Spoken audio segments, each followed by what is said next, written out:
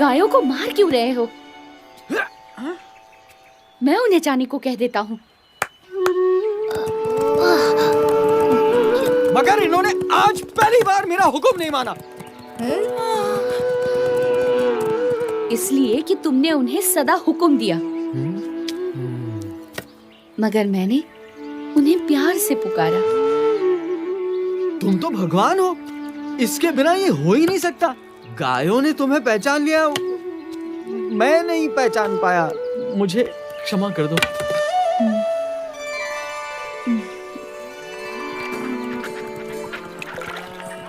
घनश्याम प्रभु, मैं चला। चलो चलो चलो चलो, घर चलते हैं, चलो।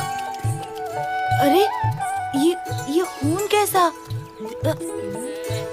अरे ये तो घनश्याम, तुम्हारी दाहिनी जांघ से तो खून बह रहा है। कुछ नहीं, एक सूखी ठूंठ घुस गई। जल्दी से घाव धो देते हैं, वरना जहर फैल जाएगा। तुम चिंता क्यों करते हो? सब ठीक हो जाएगा। हम तुम्हारी नहीं सुनेंगे। चुपचाप तालाब पर चलो।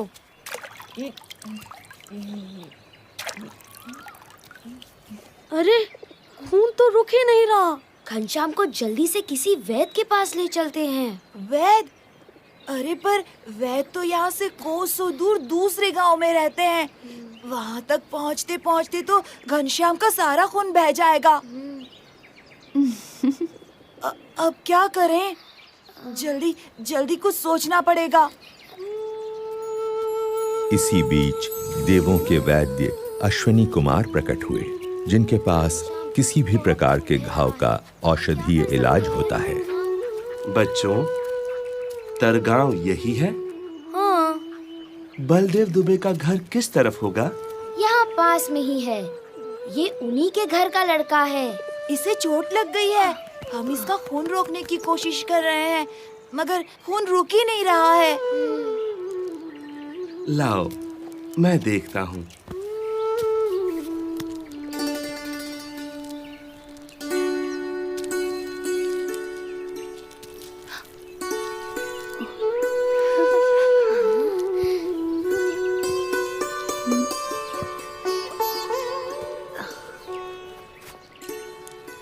चलो, खून बहना तो बंद हो गया। हम भी घर ही जा रहे हैं। आप भी हमारे साथ क्यों नहीं चलते? मैं अब संध्या वंदन करके ही पहुंचूंगा।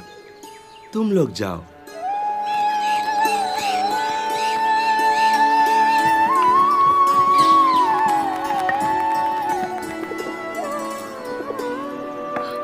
अरे हे राम, ये क्या हुआ? कैसे चोट लगी? कहीं गिर गए क्या? कुछ नहीं भाभी, खेल खेल में तो लगती ही रहती है। ये पट्टी भी खेल खेल में ही लग गई। देखो तो।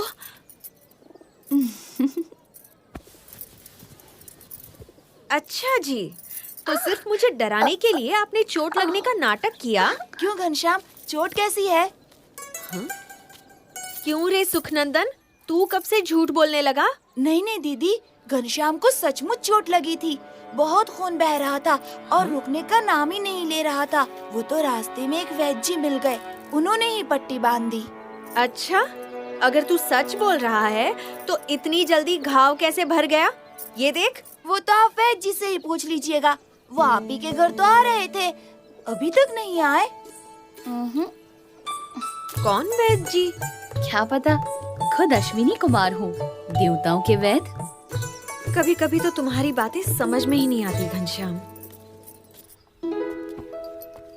सामान सब लद गया राम प्रताप? जी पिताजी। तुम और सुवासिनी घर का ख्याल रखना, हम लोग जल्दी ही लौट आएंगे। जीते रहो। जीते रहो।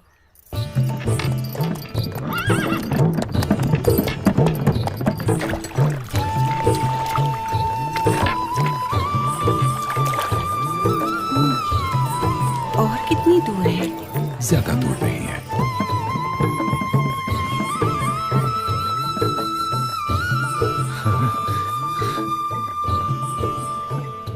गाड़ी रोक दो भाई। भगवान की कृपा से मंदिर सामने है और आरती का समय भी है।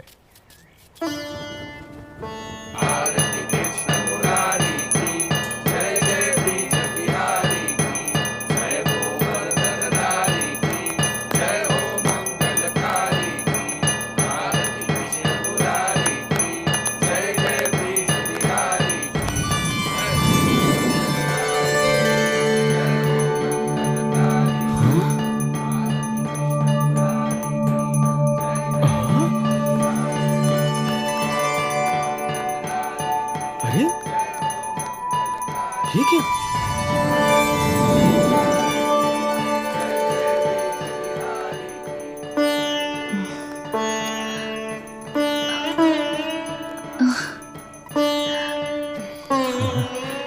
लगता है ठाकुर जी की तरह आप लोग भी मूर्त बन गए। जब कृष्ण की मूर्ति ने अपनी माला घनश्याम को पहनाई, तब गोंडा नगर के मुखिया भी वहां उपस्थित थे। उन्होंने जब अपनी आंखों देखी ये चमत्कारिक घटना कह सुनाई, तब राजा गुमान सिंह को उनकी बातों पर विश्वास ही नहीं हुआ।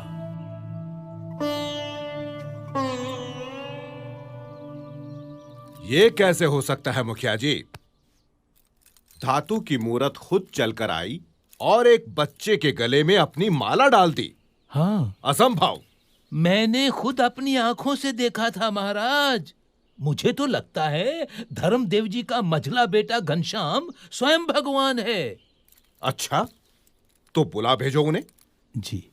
अगर वो बच्चा सच में भगवान है, तो शास्त्रों के अनुसार उसके चरणों में 16 चिन्ह होंगे।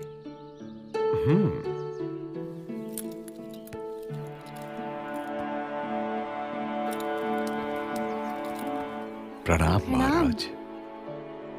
महाराज, यही है मेरा मझला बेटा घनश्याम। घनश्याम, जरा अपने पैर सीधे करके बैठो तो।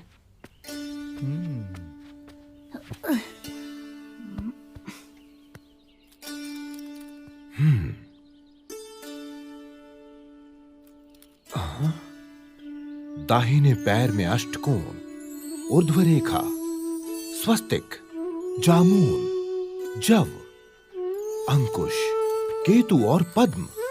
बाएं पैर में त्रिकोण, कलश, गोपद, धनुष, मीन, अर्धचंद्र और व्योम। यानी भगवान के 16 चिन्ह विद्यमान हैं। दोनों पैरों में ऊर्ध्व रेखा अंगूठे और तर्जनी के बीच से पौ के तलवे की ओर जाती दिखाई दे रही है। अरे अरे, ये तो साक्षात भगवान के चरण हैं। घनश्याम की जय हो, जय हो घनश्याम की।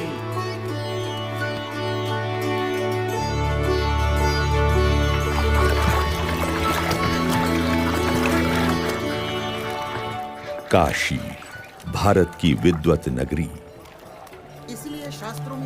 ज्ञान की नगरी, शास्त्रार्थ सभाएं यहाँ का नित्य क्रम है। परंतु आज की शास्त्रार्थ सभा कुछ विशेष थी। चाहे कुछ भी कहते रहे, भगवान तो निराकार, लेकिन इन शास्त्रों के आपके मानने या न मानने से क्या होता है? हो जाता और असत्य के बारे में ये क्या जानते हैं? शास्त्रों के अनुसार शांतम शांतम विद्वानों, शांत हो जाइए।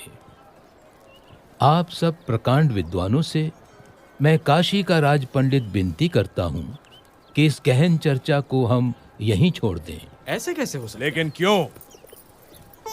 क्योंकि आज इस गौमठ में महान विद्वान धर्मदेव अयोध्या से पधारे हुए हैं और साथ में विराजमान हैं उनके सुपुत्र श्री घनश्याम। श्री घनश्याम की विशेषता ये है कि मात्र 10 साल की उम्र में वेद, उपनिषद आदि सभी शास्त्रों का अध्ययन उन्होंने पूर्ण कर लिया है। अरे अद्भुतम, अद्भुतम। इतना ही नहीं, अपनी तीक्ष्ण बुद्धि से घनश्याम ने सभी शास्त्रों का सार तत्व भी निकाल लिया है। अरे, इतनी छोटी सी उम्र में इतनी विद्वता, ये तो कोई असाधारण बालक है। ये तो बिल्कुल असंभव है। हमारे धर्म में इतने शास्त्र हैं कि उन्हें पढ़ते पढ़ते न जाने कितनी जिंदगियां बीत जाएं। ऐसे में इतनी छोटी सी उम्र में ये कोई कर ही कैसे सकता है? ये तो बहुत बड़ा आश्चर्य है। तो इसीलिए मेरा सुझाव है कि घनश्याम जी, आप ही इन सभी विद्वानों के विवाद का समाधान करें। ये दूध मुहा हमको समझाएगा। प्रथमं तु नमस्कारांजलिम समर्पयामि। ऋग्वेद में कहा है कि परमात्मा एक ही है, लेकिन विद्वान लोग एक ही परमात्मा को भिन्न भिन्न रूप से पुकारते हैं। तो फिर इसमें विवाद का सवाल ही कहाँ उठता है? तो बताओ, क्या वो भगवान साकार है या उनका कोई आकार ही नहीं है? भगवान कभी निराकार नहीं हो सकते। यदि भगवान निराकार होते तो उनके द्वारा निर्मित ये सृष्टि कैसे साकार होती? अरे, जिन्होंने इस साकार सृष्टि की रचना की है, वे भगवान कैसे बिना आकार के हो सकते हैं? शास्त्रों में भगवान के दिव्य स्वरूप का कितना अद्भुत वर्णन है। वे तो सदा साकार हैं। वेद में कहा है कि स ईक्षत, यानी भगवान ने देखा। यदि देखा तो क्या उन्हें केवल आंखें ही होंगी? लेकिन यहाँ पर तो नहीं, वे तो सदा दिव्य स्वरूपधारी हैं। घनश्याम का तर्क कितना ठीक और सटीक है। साधु साधु।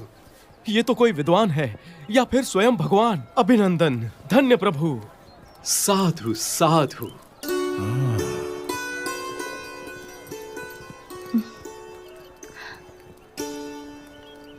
तो आप बताएंगे कि किस साधना से मनुष्य को मुक्ति या मोक्ष मिलता है? मोह का क्षय ही मोक्ष है। इसके लिए जिन्हें मोह ना हो, ऐसे महान सच्चे ब्रह्म स्वरूप संत का सत्संग करना चाहिए। ऐसे संत के सत्संग से ब्रह्म रूप होकर परम ब्रह्म की भक्ति करके ही मनुष्य मोक्ष प्राप्त करता है। उपनिषद में कहा है, ब्रह्म विदाप्नोति परम।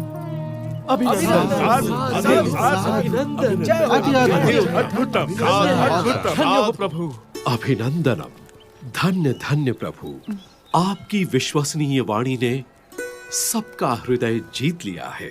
यदि हम वर्षों तक चर्चा करते रहते तो भी हम सभी शास्त्रों के सार रूप इस उत्तर तक न पहुंचते, मगर हम जैसे विद्वानों की इतनी बड़ी सभा में निसंशय घनश्याम ने निश्चलता और निर्भयता से ये कर दिखाया है। वो तो सिर्फ परमात्मा ही कर सकते हैं। मैं काशी का राजा घनश्याम प्रभु का सम्मान करता हूँ।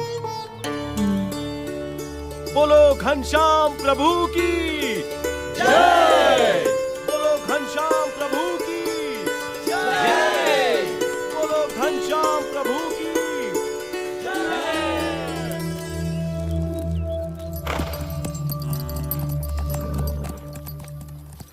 भक्ति देवी का स्वास्थ्य दिन प्रतिदिन गंभीर होता जा रहा था।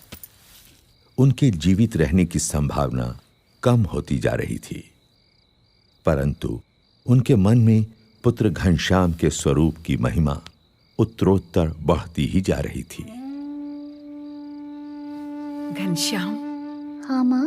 तुम मेरी कोख से जन्मे, परंतु मैं तुम्हें कभी भी यथार्थ नहीं समझ पाई।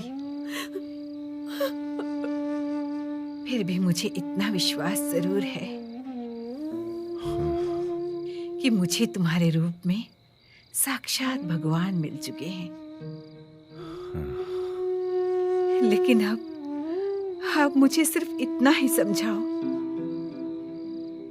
कि किसी अन्य मुमुक्षु को सदा के लिए भगवान से भेंट करनी हो तो वो कैसे संभव है? हाँ माँ, सच्चे भगवानमय संत के सत्संग और प्रसंग से मुमुक्षु को भगवान की भेंट होती है।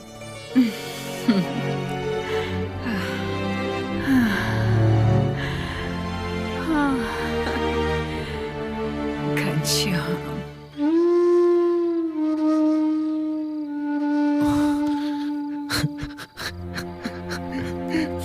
पिताजी।